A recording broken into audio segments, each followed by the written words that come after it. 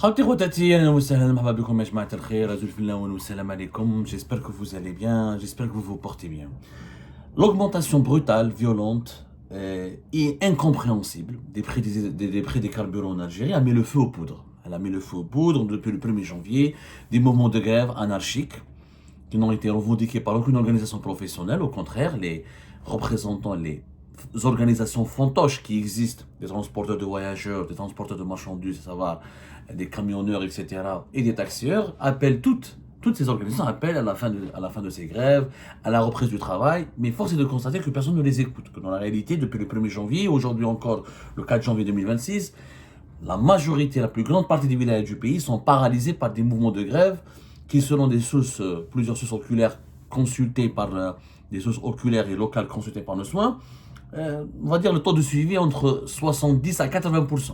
Il n'y a que 10 à 20% des transporteurs de voyageurs, taxieurs et des camionneurs qui ont travaillé. Le ras-le-bol est général, la colère elle est générale. Pourquoi? Parce que cette augmentation des carburants a été la goutte d'eau qui a fait déborder le vase. Elle n'est pas le problème numéro un. Dans l'absolu, les carburants ne sont pas excessivement chers. L'Algérie reste le 5e pays au monde où les carburants sont les moins chers, avec la Libye, l'Iran, le Venezuela, etc.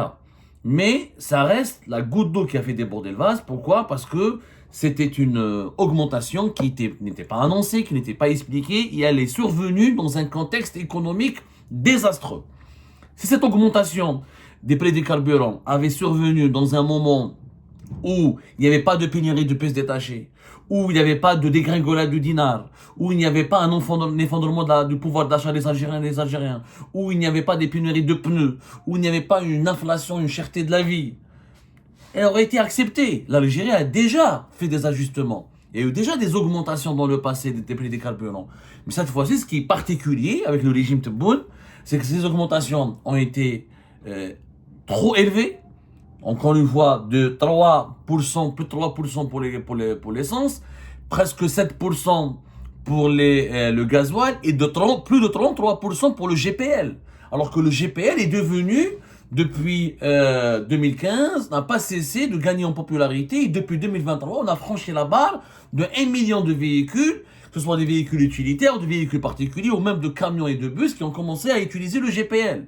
Donc ça a touché des millions d'Algériennes et d'Algériens qui, dans leur quotidien, une augmentation de 33% pour GPL, ça a été trop violent. Et 3%, 7%, 33%, dans un contexte brûlant, économiquement brûlant, le cas des Algériens ont fait le khair. C'est-à-dire si ils avaient un pouvoir d'achat plus ou moins préservé, s'ils n'étaient pas confrontés, ils souffraient pas des pénuries de pièces de rechange ou de pneus, s'ils n'avaient pas des salaires faibles, s'ils n'étaient pas confrontés à une inflation, à des pics de l'inflation, et à une crise inflationniste qui dure en Algérie depuis, je le rappelle, 2021, où l'inflation a toujours été très élevée.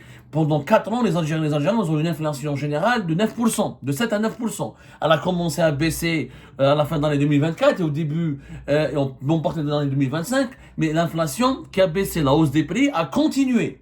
La hausse des prix, elle a continué de 3 à 4%. Dans les produits agroalimentaires, elle a continué entre 15 et 25%. Les chiffres sont là. L'inflation a baissé à 3%, voire moins, quelquefois depuis le début à la fin de l'année 2025, mais les prix ont continué d'augmenter. Il faut savoir que la baisse de l'inflation, ce n'est pas la baisse des prix. La baisse de l'inflation, c'est l'affaiblissement du rythme de la hausse des prix. Pour que l'inflation, il faudrait que l'inflation soit à 0% pour que les prix commencent à baisser. Les prix n'ont pas baissé, ils ont continué à augmenter. Ils augmentent moins violemment depuis 2025 qu'en 2024, 2022, 2023 ou 2021 en Algérie. Donc, les Algériens et les Algériens se sont appauvris. Il y a un appauvrissement, il y a un sentiment d'appauvrissement général, il y a une asphyxie financière qui frappe plusieurs secteurs du pays, notamment le secteur des transports. Notamment, les propriétaires de bus et les propriétaires de camions n'ont jamais été aussi asphyxiés. Le travail, les marges de bénéficiaires se réduisent comme un pot de chagrin, il n'y a pratiquement plus de bénéfices, trop cher les pièces de rechange, trop cher les pneus, donc il y a une asphyxie financière. Est-ce que donc cette augmentation des prix des carburants, c'était pas le bon moment. C'était vraiment pas le bon moment. En plus, ça n'est même pas nécessaire. Et on va vous l'expliquer dans cette émission. Quand on reprend le communiqué du ministère, le communiqué tardif, parce que le ministère des hydrocarbures et des mines, qui n'a pas remplacé. On n'a plus le ministère de l'énergie. Avant, on avait le ministère de l'énergie. Depuis septembre 2025, on a le ministère des hydrocarbures et des mines, qui est dirigé par Mohamed Arkab, qui est au pouvoir depuis 2019. Dans ce communiqué qui a été publié après le 2 janvier, alors que les Algériens et les Algériens ont été choqués, stupéfaits de découvrir de nouveaux prix le 1er janvier. Et personne ne leur a dit. Donc le mépris, les Algériens et les Algériens se sont sentis méprisés. C'est ça le problème. Ils se sont sentis humiliés. C'est que personne ne leur dit quoi que ce soit. En fait, les Algériens et les Algériens ont l'impression qu'ils sont spectateurs dans leur propre pays, comme s'ils sont traités comme s'ils étaient des invités dans leur propre pays. Ils ne sont pas considérés comme des vrais citoyens. On ne leur dit pas à l'origine ou à la base pourquoi on fait ceci, pourquoi on fait cela. Bon. Le ministère des hydrocarbures et des mines, il a dit que cette augmentation était nécessaire. Il parlait d'ajustement des prix, non pas d'augmentation. Il ne dit pas le mot augmentation. Et que cet ajustement, qui est en réalité une augmentation des prix des carburants, était nécessaire pour couvrir les coûts de production et de distribution. Soi-disant, il y a des coûts de production et de distribution qui augmentent. Donc il fallait augmenter les prix des carburants pour ajuster. Bien sûr, aucun chiffre n'a été donné, aucun argument chiffré, aucun fait vérifiable n'a été révélé par le ministère des hydrocarbures et des mines pour nous dire où est les coûts de production qui ont augmenté. Et comment se fait-il qu'ils ont augmenté uniquement en 2025 et 2026 et pas avant? Nous, on va vous parler aujourd'hui de la gestion du secteur. En fait, la réalité, cette augmentation des prix des carburants a été utilisée comme prétexte et comme un subterfuge et comme une manipulation de la part des dirigeants du secteur des hydrocarbures pour cacher la gestion chaotique de ce secteur. Une gestion chaotique. Je rappelle qu'en Algérie, on a eu 5 PDG de Sonatrach depuis 2019. 5 PDG de Sonatrach. Le dernier PDG a été nommé à la fin du mois d'octobre 2025. C'est M. Nordine Daoudi. 5 PDG en 6 ans. Pratiquement, 2019 à 2025. Donc pratiquement une moyenne de 1 PDG par an. Et que Sonatrach, c'est le poumon économique du pays. C'est l'entreprise qui gère les réserves, qui exploite, qui commercialise les hydrocarbures du pays, notamment le pétrole. 5 PDG alors que nous n'avons eu qu'un seul ministre. Depuis 2019, c'est le même ministre, Mohamed Arkab, qui était ministre de l'énergie, ensuite qui a été, depuis septembre 2025, on lui a enlevé, on lui a ôté le portefeuille du ministère de l'énergie, on lui a donné le portefeuille du ministère des hydrocarbures et des mines. Mais il a été, pendant ces 6 dernières années, le ministre de l'énergie. 5 PDG, c'est instable. Et pendant tous ces 5 dernières années, le régime Tebboune n'a jamais fait de bilan. Comment se porte d'abord, on ne s'est jamais posé la question, comment se porte la production du pétrole et du gaz? Et est-ce qu'on a amélioré nos réserves de pétrole? Est-ce qu'on a fait de nouvelles découvertes? Et est-ce qu'on a fait des investissements nécessaires pour améliorer notre production? Quand on nous dit, les carburants, il y a des coûts de production et des coûts de distribution. Les carburants viennent du pétrole. Le pétrole, on a des gisements de pétrole. Ensuite, il faut faire du raffinage, donc il faut faire des raffineries. Ensuite, il faut produire ces carburants à travers le raffinage et les raffineries. Ensuite, il faut les distribuer à travers une infrastructure de distribution. Est-ce qu'on a des coûts importants? Dans toutes les industries, il y a des coûts. Il faut savoir que l'Algérie n'est pas un pays pétrolier comme les autres. Nous sommes un pays pétrolier depuis les années 70 pratiquement, dans les industries du pétrole. Depuis la nationalisation des hydrocarbures début des années 70, l'Algérie est un pays producteur de pétrole important et membre de l'OPEP. La production a décliné, il est vrai, mais les réserves sont là. Nous avons des réserves stables. Il faut savoir que les réserves de l'Algérie sont de 12,2 milliards de barils de pétrole. Ces réserves sont stables depuis plusieurs décennies. À ce rythme de la production actuelle, nous pouvons rester un pays producteur de pétrole pendant encore longtemps. Sauf que si on faisait un travail d'investissement, s'il y a eu des investissements importants, il y a beaucoup de zones et des réserves qui sont encore inexploitées en Algérie et inexplorées.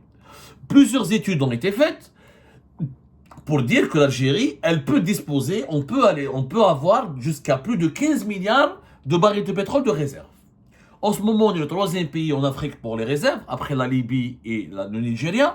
La Libye, par exemple, elle a beaucoup plus de réserves de pétrole que nous. C'est 48 milliards à 50 milliards de barils. C'est important. Mais nous, on a encore de la possibilité. Si on avait fait une hausse de la production en Algérie, elle est possible. Et une hausse des découvertes et de nos réserves sont possibles. Il faut savoir que la production algérienne, depuis 2019, elle est en bas, au-dessous de 1 million de barils. Alors que, début des années 2000, notamment 2011, 2009, etc., jusqu'à 2012, on avait une production de 1,3, 1,4 millions de barils. Quand on nous dit qu'il y a un problème au niveau de la production, de la distribution des carburants, ça veut dire qu'on produit moins de pétrole. C'est vrai qu'on produit moins de pétrole. Mais pourquoi on produit moins de pétrole? Parce qu'on n'a pas découvert de nouvelles réserves. Et parce que nous sommes liés à la politique des quotas de l'OPEP. La politique des quotas de l'OPEP, l'OPEP+, elle impose des quotas depuis 2020 pour réguler les prix des hydrocarbures, notamment du baril du pétrole, selon la capacité de production de chaque pays. La production de l'Algérie, sa capacité de production, elle est de 1 million de barils. Elle ne peut pas aller au-delà de 1 million de barils. Pour aller au-delà de 1 million de barils, pour aller vers 1,3 ou 1,4 million de barils comme avant, comme par exemple durant les années, début des années 2000 ou là au milieu des années 2000, il faut faire des investissements. C'est-à-dire que si on avait, pendant 6-5 ans, ou 6 dernières années, si on a laissé un vrai PDG de Sonatrach travailler sérieusement, et s'il avait noué des véritables contrats, s'il avait ramené des investisseurs étrangers, et si on a drainé des capitaux étrangers, et si on a mis en place une politique d'investissement importante dans le secteur des hydrocarbures, on aurait pu augmenter notre production de 200 000 à 400 000 barils. Et on aurait pu renégocier nos quotas avec l'OPEP+. L'Algérie a là les moyens, si on fait des investissements contenus, si on a une stabilité réglementaire qui attire les investisseurs étrangers, et si on utilise de nouvelles technologies avancées, notamment utilisées par les grandes multinationales des hydrocarbures pour découvrir ou pour entretenir nos gisements de pétrole. On a la possibilité. On a une possibilité. Il faut savoir, par exemple, on a des zones offshore. On a des zones offshore, et des expertises et des enquêtes ont été menées. On soupçonne que dans certaines zones de la Méditerranée, dans la côte algérienne, il y a du pétrole. On n'a pas eu le moment, on n'a jamais fait des missions d'inspection sérieuses et rigoureuses pour identifier les réserves que nous avons. Il y a encore des zones de production où il y a des réserves qui sont inexploitées. Pourquoi? Parce que on n'a pas investi suffisamment, notamment dans le Sahara sud-ouest. Il y a des bassins profonds où il y a encore du pétrole. Et on pourrait découvrir de nouvelles réserves. Mais il faut investir. C'est des investissements. Et qui dit investir? Il faut des vrais managers. Il faut un bon ministre de l'énergie ou des hydrocarbures et un très bon PDG. Chose qu'on n'a pas avec Tebboune.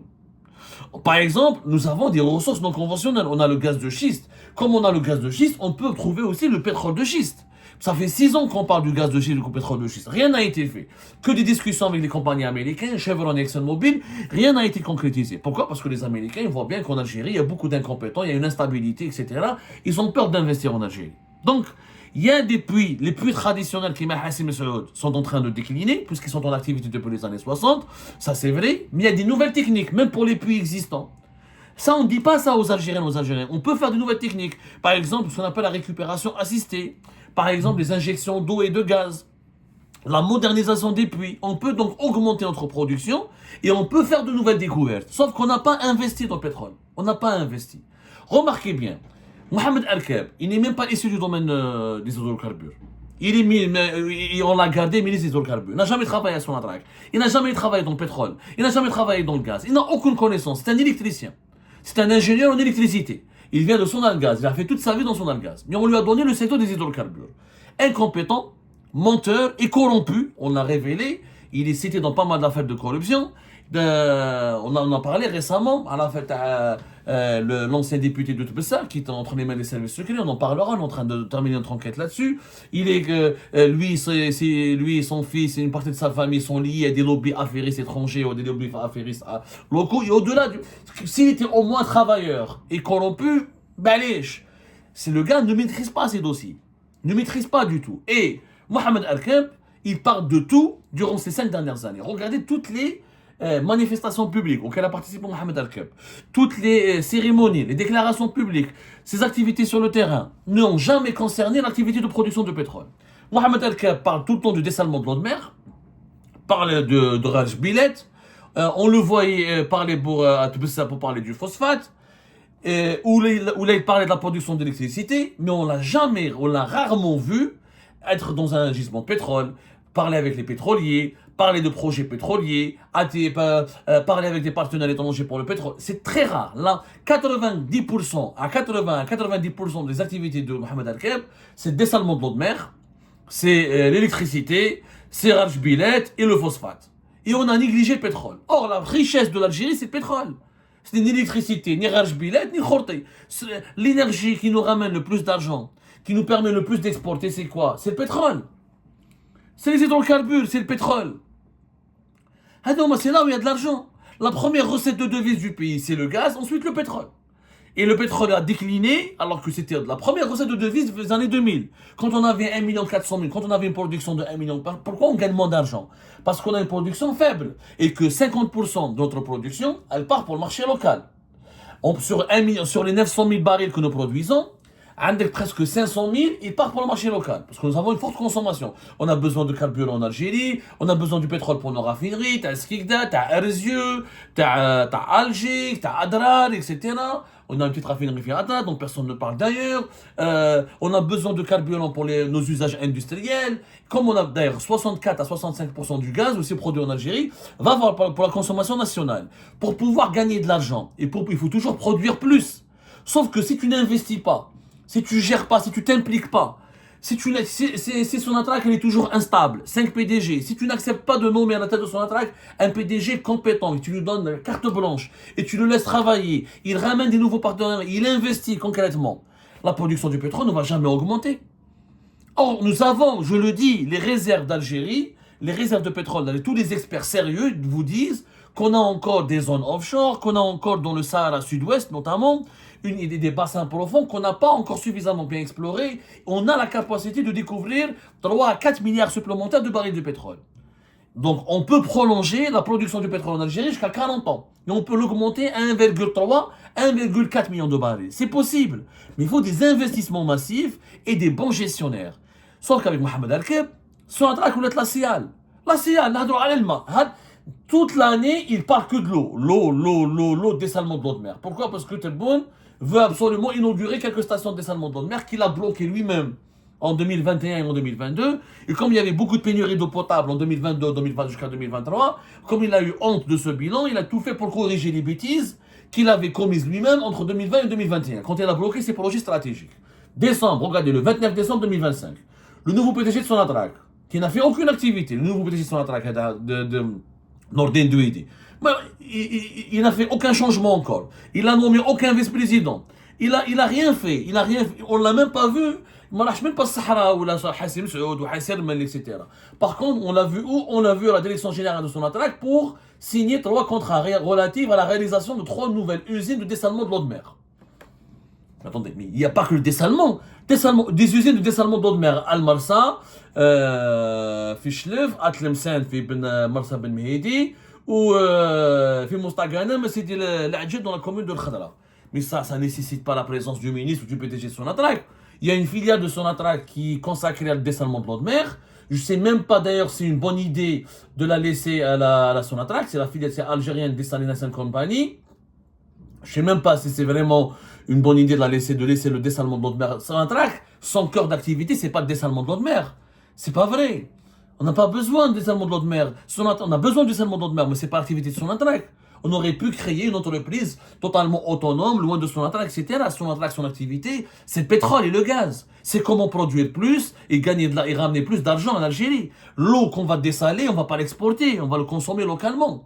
C'est pas ça qui va ramener des devises en Algérie. Et c'est pas avec de l'eau dessalée qu'on va assurer les carburants, qu'on va fournir des carburants aux millions d'automobilistes algériens. Et c'est pas le dessalement de l'eau de mer qui va assurer le fonctionnement du pays. Il y a des priorités. La priorité de Sonatrach, c'était pas le dessalement.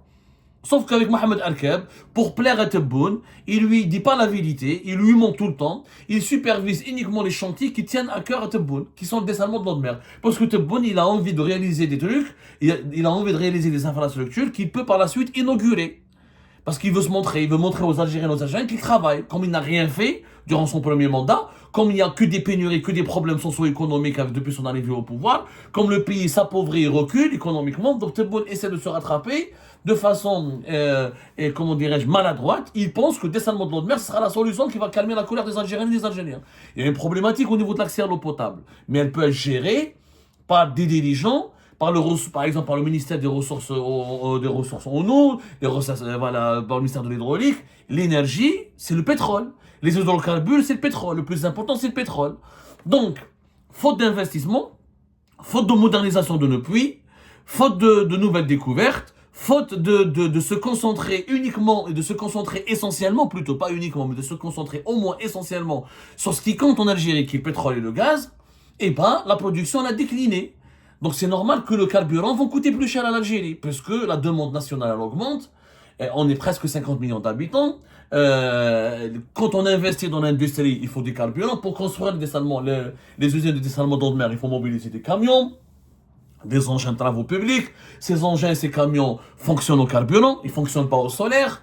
Donc, pour les besoins, pour que l'Algérie puisse se moderniser et donc pour ses besoins économiques, elle a besoin de consommer de plus en plus de carburant.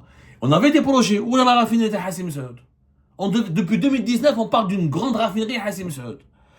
On l'a donnée aux Espagnols, ensuite il y avait des Chinois, on fait des Sud-Coréens. Elle n'a jamais commencé, elle devait commencer. On nous dit que les travaux ont commencé. Mais ça reste le rythme de lancement des travaux est très minime, très insignifiant. Elle est où cette raffinerie? Ça fait plus de 10... on en parle depuis 2019. L'Algérie, elle a besoin d'une nouvelle grande raffinerie. Les raffineries de Erzurum, de Skikda, elles ne suffisent pas. La raffinerie d'Alger, qui est très vieille depuis les années 60, elle ne suffit pas. On a besoin de construire une nouvelle grande raffinerie. Le projet de Hassim Saoud était très ambitieux, mais n'a pas été mené ni géré correctement. Pourquoi? Parce que Tebboune et ses dirigeants ne se sont pas préoccupés du pétrole, qui est le secteur clé. C'est bien de diversifier le pays, encore une fois. C'est bien, mais nous avons un secteur clé qui est important, qui est le pétrole. Et on l'a trop négligé. On a trop négligé, Ajma'at al-Khair. On a vraiment trop négligé. Il faut absolument qu'on corrige cette situation. Mohamed Arkeb est un ministre incompétent, inefficace. Voilà, il ne maîtrise pas les hydrocarbures, il s'occupe que des questions secondaires. Le dessalement de l'eau de mer, l'électricité, le Rajbila, c'est pas lui qui va assurer l'avenir du pays. Celui qui a assuré l'avenir du pays jusqu'à maintenant, c'est le pétrole. L'Algérie, elle est confrontée à une course contre la montre. Face à la croissance démographique importante de l'Algérie, face à l'augmentation des besoins économiques du pays, l'Algérie, elle se doit d'augmenter rapidement sa production de pétrole. On doit préserver au moins notre production de pétrole. Et on doit renégocier nos quotas avec l'OPEP. Plus on produit, plus on peut exporter, et plus on peut répondre à la demande locale.